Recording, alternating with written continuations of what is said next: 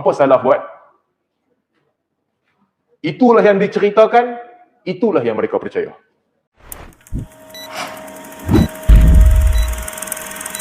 Saya nak bagi contoh tu lah, kita boleh bagi contoh kan. Saya ambil satu ayat Al-Quran sebagai contoh. Allah Subhanahu Wa Taala sebut di dalam Al-Quran, wa jaa rabbuka wal malaku saffan saffa, dalam surah Al-Fajr.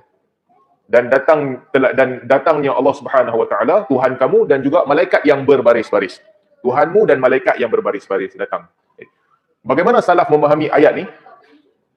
Ibnu Abbas radhiyallahu anhu ketika dia mentafsirkan ayat ini, sebagaimana diriwayatkan oleh Al-Imam At-Tabari dengan sanad yang sahih, semua rawi-rawi Muslim dan juga semua rawi Bukhari dan Muslim kecuali Syahar Ibn Hawshab, murid Ibnu Abbas, yang mana dia ini Imam Muslim riwayat daripada dia, tapi Bukhari tidak mengambil dia. Jadi sanadnya hasan ataupun sahih. Dalam mentafsirkan ayat ini, Tuhanmu datang bersama dengan malaikat yang bersusun, bersaf-saf malaikat. Ibnu Abbas radhiyallahu anhu tafsirkan ayat ini, dia membawakan satu riwayat ataupun dia menceritakan satu kisah. Kisah ini adalah kisah yang akan berlaku apabila bumi telah pun dihancurkan setelah berlaku hari kiamat. Ada hadis lain daripada Abu Hurairah radhiyallahu anhu yang menceritakan bahawa apabila bangkit tuqafuna mawqifa wahida, kamu semua akan dibangkitkan sekali harung, bangkit semua sekali. Dan kemudian kamu semua akan tunggu selama 70 tahun menanti apa akan dibuat. Miqdar 70 aman, 70 tahun akan tunggu. La yunzaru ilaikum wa la yuqda bainakum. Dalam keadaan tak ada siapa pun akan lihat kamu, tak ada siapa pun akan buat keputusan di antara kamu apabila kamu dibangkitkan. Dalam hadis Abu Hurairah. Kemudian orang akan tunggu 70 tahun. Bila orang lama menunggu, semua orang akan fatabkuna hatta qata'a ad-dam'. Semua orang yang menunggu itu akan menangis sehingga air mata mereka hilang. Saya dah cerita dekat Dukhan lepas hadis ni. Air mata mereka hilang sebab tunggu lama. Akhirnya mereka akan pergi jumpa setiap satu daripada nabi-nabi. Mereka jumpa dengan Nabi Adam. Minta Nabi Adam untuk minta syafaat kepada Allah Subhanahu Wa Taala. Nabi Adam tak nak, dia kata bukan, aku tak boleh. Pergi jumpa Nabi Nuh alaihi salam. Nabi Nuh pun tak boleh juga. Pergi jumpa Nabi Ibrahim alaihi salam. Nabi Ibrahim pun tak boleh juga. Jumpa Nabi Musa alaihi salam untuk minta syafaat pun tak boleh. Akhirnya kesemua makhluk setelah lama mereka tunggu, mereka pergi jumpa Nabi Muhammad sallallahu alaihi wasallam, dan Nabi Muhammad sallallahu alaihi wasallam pun pergi berjumpa dengan Allah Subhanahu Wa Taala.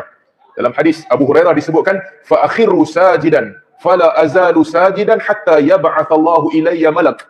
Aku akan pergi, kata Nabi sallallahu alaihi wasallam, sujud di hadapan Arasy, dan aku kekal dalam keadaan sujud sehingga datang kepadaku malaikat fayakhudha bi'adudi, lalu malaikat akan mengangkat aku sehingga aku berdiri.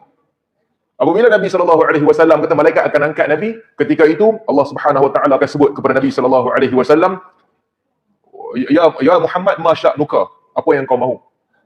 Kata Nabi sallallahu alaihi wasallam, sesungguhnya Allah lebih mengetahui, dan Nabi akan kata, wa'adtani syafa'ah, ya Allah, engkau telah janjikan kepadaku untuk memberi syafaat kepada umatku. Wa'adtani syafa'ah fashfa' li fi ummati faqdi bainahum. Maka berilah syafaat kepadaku, jatuhkanlah urusan, tentukanlah urusan orang ramai yang sedang tunggu. Tentukan urusan mereka. Kata Nabi sallallahu alaihi wasallam, minta kepada Allah Subhanahu Wa Taala. Kemudian Allah akan jawab, qad syafa'tuka ana atikum fa aqdi bainakum. Allah kata, aku telah menerima syafaatmu. Aku telah memberi syafaat kepadamu. Maka aku akan datang dan melengkapkan keputusan di antara hamba-hambaku. Ini hadis daripada Abu Hurairah. Baik, balik cerita tadi. Ketika mentafsirkan ayat wajaa rabbuka wal malaku saffan saffa, kata Ibnu Abbas, idza kana yaumal qiyamah muddatil ardu muddal adi. Apabila berlakunya hari kiamat kelak, bumi akan dibentangkan sebagaimana dibentangkan kulit yang dibuka daripada haiwan. Bila kamu sembelih lembu, kamu lapah kulit dia, kamu buka, bumi akan dibukakan begitu. Kemudian wazida fi si'atiha kadza wa kadza. Lalu setiap penjuru-penjuru bumi itu akan diluaskan. Dan kemudian disebutkan wa jumi'al khalaiqu bi sa'idin wahidin jinnuhum wa insuhum. Kemudian semua makhluk akan dikumpulkan di situ pada satu tempat. Jin dan juga manusia berkumpul di situ. Akan dikumpulkan. Fa idza kana dhalika al-yawm quyidati hadhihi as-sama' dunya an ahliha. Pada ketika itu dibentangkan, kamu tunggu setelah 70 tahun tadi, kamu tunggu, dibentangkan semua. Quyyidatis sama ahla ahliha. Langit pertama akan memuntahkan penghuni-penghuninya. Maka turunlah semua penghuni langit pertama. Dengan bilangan yang berkali ganda lebih ramai daripada penghuni bumi. Langit pertama yang ada, dia muntahkan semua penghuni langit pertama. Kemudian apabila datang yang ramai-ramai di situ, orang yang duduk di bawah, semua penghuni bumi akan terkejut, datang lagi ramai daripada mereka, para malaikat dan juga makhluk lain yang menghuni langit pertama. Bila ramai yang datang ni, orang akan bertanya, afikum rabbuna, apakah Tuhan kami bersama dengan kamu yang datang ni? Fayafza'una min qawlihim wa yaqulun subhana rabbina laysa fina wa huwa atin. Mereka akan terkejut dengan pertanyaan itu, penghuni langit pertama, dan mereka akan berkata, subhana rabbina laysa fina, Maha kami, Tuhan kami tidak bersama dengan kami. Fa innahu atin, tapi dia akan datang. Dan kemudian mereka akan terus tunggu. Kata Ibnu Abbas, sehingga langit kedua memuntahkan isinya. Apabila langit kedua memuntahkan isinya, ketika itu penghuni langit pertama tadi dan juga penghuni muka bumi ini, mereka terkejut dengan kedatangan makhluk yang lebih ramai daripada mereka, berkali ganda daripada apa yang ada orang penghuni bumi dan juga penghuni langit pertama. Semua mereka akan bersama, yang langit pertama dengan bumi akan tanya kepada penghuni langit kedua yang dimuntahkan tadi, afikum rabbuna, apakah kamu datang ni Tuhan bersama dengan kamu tak? Fayaqulun subhana rabbina laysa fina wa innahu atin, atau wa huwa atin. Maha suci Tuhan kami, Tuhan tak ada dengan kami, tetapi Tuhan akan datang. Dan demikianlah kata Ibnu Abbas, setiap langit memuntahkan isinya. Langit ketiga, langit keempat, langit kelima, langit keenam, sehingga langit ketujuh. Dan setiap langit tu, penghuninya lebih ramai daripada langit sebelumnya berkali-kali ganda. Sampai ke langit ketujuh, orang tetap bertanya, afikum rabbuna, kamu datang ni, penghuni langit, Tuhan ada dengan kamu sekali tak? Fayaqulun subhana rabbina laysa fina wa huwa atim. Maha suci Tuhan kami, Tuhan tidak bersama dengan kami, tetapi dia akan datang. Dan kemudian Allah Subhanahu Wa Taala akan datang bersama dengan malaikat yang berbaris-baris. Setelah 7 lapisan langit ni. Ini kata Ibnu Abbas. Apabila Allah Subhanahu Wa Taala datang bersama dengan malaikat yang berbaris-baris, ketika itu wa yunadi munadin, ketika itu akan ada satu suara yang menyeru, sata'lamuna al-yawm man ashabul kiram. Pada hari ini kamu akan kenal siapakah orang-orang yang berbahagia. Liyakumul hammaduna Allah ala kulli hal. Lalu suara itu akan berkata, orang-orang yang sentiasa memuji Allah dalam apa sahaja keadaan. Liyakum, bangun kamu. Fayasrahuna ilal jannah. Kamu semua masuk syurga. Kemudian dikata selepas itu, suara yang sama akan kata, sata'lamuna al-yawm man ashabul kiram. Hari ini kamu akan mengetahui orang-orang yang berbahagia. Aina alladhina kanat tatajafa junubuhum 'anil madaji'i yad'una rabbahum khaufan wa tama'an wa mimma razaqnahum yunfiqun.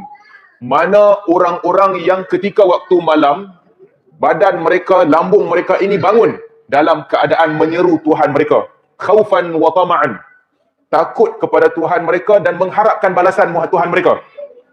Dan juga berinfak dengan harta yang Allah Ta'ala bagi. Ini golongan yang kedua. Siapa yang malam-malam bangun tahajud, mengharapkan balasan Allah, dan juga infak dengan harta yang Allah bagi. Bangun semua. Fayasrahuna ilal jannah. Masuk syurga.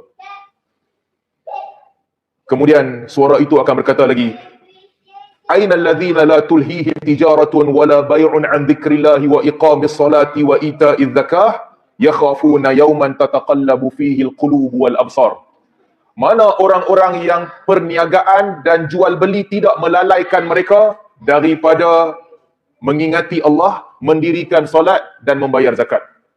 Mereka takut akan datangnya hari yang qulub wal absar, jiwa dan juga mata menjadi berdolak-dalik. Mana orang-orang ni? Mana para peniaga yang dia tak lalai daripada mengingati Allah, dia tak lalai daripada solat, dia tak lalai daripada zakat. Bangun semua. Fayasrahuna ilal jannah. Masuk dalam syurga. Baik, masuk dalam syurga. Kemudian waja'a rabbuka wal malaku saffan saffa waji'a yawma idzin bi jahannam.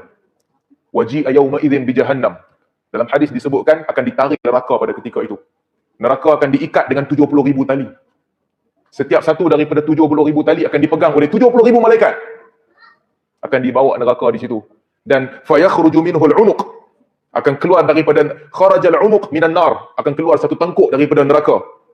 Fa ashrafa 'ala al-khalaiq lahu 'ainan tubsiran wa lisanun fasih. Tengkuk yang keluar daripada neraka ni, dia akan melihat orang ramai, dia ada 2 mata yang melihat dan lidah yang fasih. Lalu dia akan kata kepada mereka, ana wukiltu minkum bi thalath. Aku menjadi wakil untuk tangkap 3 kelompok manusia. Yang pertama, bikulli jabbarin anid, orang-orang yang sombong dan juga membantah. Anid, keras dia, bantahannya keras. Jabbar, dan dia sombong, dia membesarkan diri dia.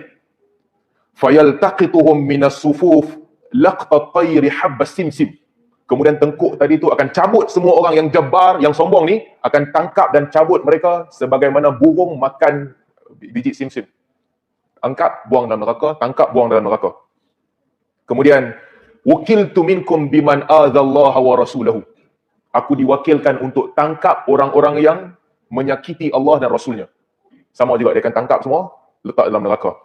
Wakiltu bi ashabit tasawir.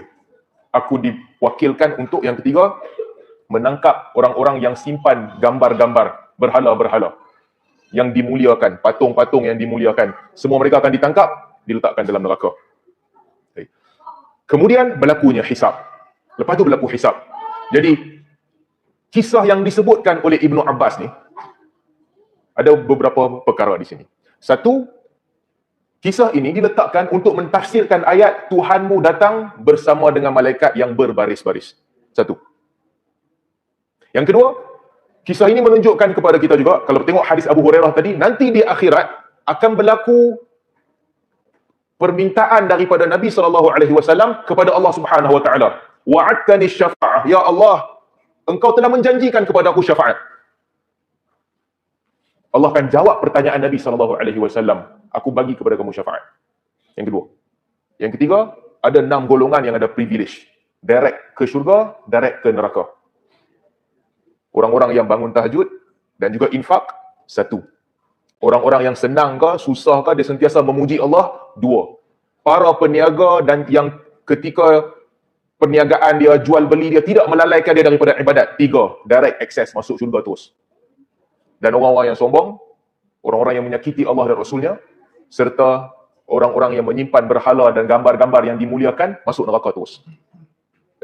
Bagaimana para imam salaf apabila mereka melihat dalil-dalil yang sebegini sebagai contoh? Apa salaf buat? Itulah yang diceritakan, itulah yang mereka percaya.